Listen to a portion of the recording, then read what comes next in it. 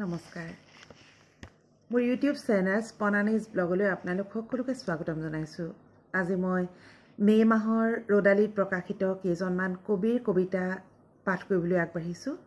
আশা কৰিম কবিতা কেতিয়া আপোনালোকে শেষলৈকে শুনিব। প্ৰথমটি কবিতা পাঠ কৰিবলৈ আগবাঢ়িছোঁ চৰাইদেউ জিলাৰ অনামিকা বৰগোহাঁই বাইদেউৰ কবিতাৰ শিৰোনাম সমাপ্তিৰ চকুলো। তেওঁ হাৰিছিল হাজাৰবাৰ, পিছলি পৰিছিল বহুবাৰ। সান্নিধ্যত অন্ধকাৰে কোঙা কৰি ৰাখিছিল, ৰজনীত বৰষুণ আছিল, জোনাকীৰ পোহৰকণো পোৱা নাছিল। খোজবোৰত সাহস নাছিল, বিশ্বাসত স্থায়িত্ব নাছিল, নিজকে বাৰে বাৰে হত্যা কৰিছিল। বহুবাৰ স্মৃতিৰ বাউলি বতাহজাকে কোবাইছিল, ভাগৰি গৈছিল, যুঁজিবলৈ পাহৰিছিল। এনেকৈয়ে পৰি ৰৈছিল এটি কাহিনী, কোনো অচিনৰ হাত পৰা নাছিল। মাথো আৱেগবোৰৰ মৃত্যুৰ যন্ত্ৰণাত কঁপিছিল, অৱশ প্ৰাণত চকু পানীবোৰ শিল হৈ পৰিছিল। কাহিনীটোৰ এনেকৈয়ে সমাপ্তি ঘটিছিল, সমাপ্তিত মৰমবোৰ জ্বলি জ্বলি ছাই হৈছিল। অতীতৰ সেমেকা ৰাতিত চকুলোৰো সমাপ্তি ঘটিছিল। পিছৰ কবিতাটো পাঠ কৰিবলৈ লৈছোঁ গুৱাহাটীৰ হিমাংশু পাঠক ডাঙৰীয়াৰ। তেখেতৰ কবিতাৰ শিৰোনাম বজাৰৰ হাল্লাত মই অকবি। বজাৰৰ হাল্লাত মই অকবি, কি লিখিছোঁ, কাৰ বাবে লিখিছোঁ, সুধিবলৈ বিচাৰি ফুৰিছোঁ কবি। শব্দবোৰে নিজক বিচাৰি ফুৰিছে বজাৰৰ হাল্লাত। কবি বুলিয়েই ওলাই আহিছিলোঁ নিতৌ নিশা কটোৱা জুপুৰিৰ পৰা। চুবুৰীয়া কিছুমানে হাঁহোতে ভাবিছিলোঁ মই কবি। আজি পিছে এই সভাত আহি বুজিলোঁ, বজাৰৰ হাল্লাত কবিতা বেচা মই এজন অকবি। পিছৰ কবিতাটো পাঠ কৰিবলৈ আগবাঢ়িছোঁ কবি সুৰজ বৰগোহাঁই ধেমাজি। তেখেতৰ কবিতাৰ শিৰোনাম জীৱনৰ ছবি। ইমান মানুহ তথাপি অকলশৰীয়া, ইমান ওচৰা ওচৰি ঘৰবোৰ তথাপি মানুহবোৰ আচুবোৱা। ইমান জ্ঞানী তথাপি মানুহে মানুহৰ প্ৰতি নাই সহানুভূতি।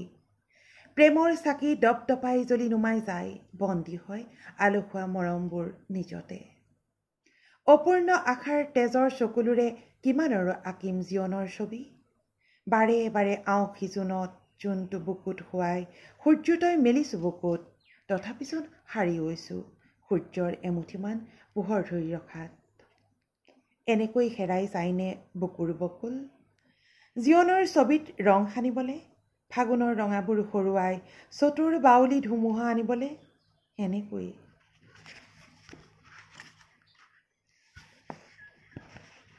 ইয়াৰ পিছৰটো কবিতা গোলাঘাট সৰুপথাৰ নাওজানৰ কবি অনিমা কোঁৱৰ বাইদেউ, আৰু বাইদেউৰ কবিতাৰ শিৰোনাম অজান পথৰ যাত্ৰী।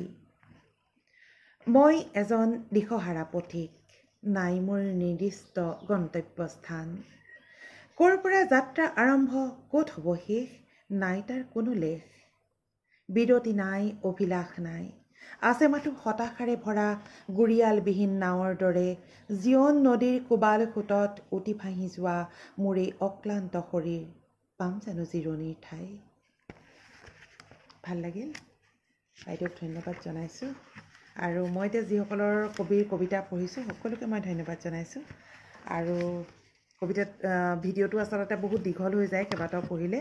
মই আৰু এটা কবিতা পঢ়িম, তাৰপিছত মোৰ আৰু দ্বিতীয়টো ভিডিঅ' আপোনালোকে পাব ৰদালিৰ। ইয়াৰ শেষৰটো কবিতা পঢ়িছোঁ শুৱালকুছি সৰুলাহৰ অজয় নাথ। তেখেতৰ কবিতাৰ শিৰোনাম অলপমান নাৰীৰ প্ৰতি অনুভৱ। প্ৰতিগৰাকী নাৰী দুখ আৰু আৱেগৰ ভঁৰাল। অকল সন্মান সহকাৰে বাৰ্তালাপ কৰিলেই বিশ্বাস কৰি লয়। ধুনীয়াখিনি এনে পবিত্ৰতা নাৰীৰ। সহজ সৰলতা দেখি আগুৱাই যায় এচামে। নাৰী লক্ষ্মী, নাৰী সৰস্বতী, নাৰী দুৰ্গাও শেষ কৰিবও জানে। পূজা নাৰীৰ হ'ব লাগে, না বতৰত অহা কেইটামান মাটিৰ মূৰ্তি সজাই উৎসৱ উদ্ভণ্ডালীৰ। ২-৪ দিনৰ কাৰ্যসূচীতে সমাপ্ত কৰি দেৱীৰ পথৰ দাঁতিত নিৰাকাৰ ঘৰ। ভাল লাগিল যিকেইটা কবিতা পঢ়িলোঁ আৰু মোৰ ভিডিঅ'টো দীঘল হৈ গৈছে। সামৰিছোঁ ইয়াতে। নমস্কাৰ।